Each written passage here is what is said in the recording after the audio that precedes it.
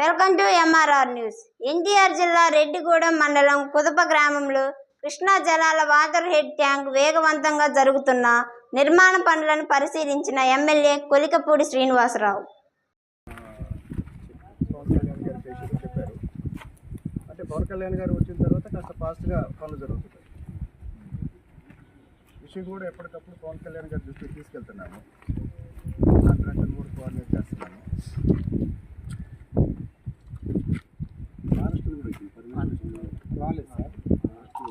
అయిపోయింది అది కూడా చెప్తాను. ఫారెస్ట్ మినిస్టర్ కూడా పవన్ కళ్యాణ్ గారు.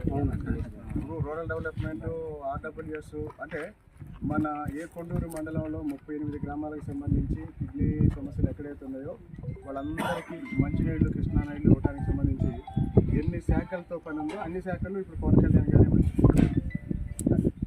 గ్రామీణాభివృద్ధి, ఆర్డబ్ల్యూఎస్, అటవీ శాఖ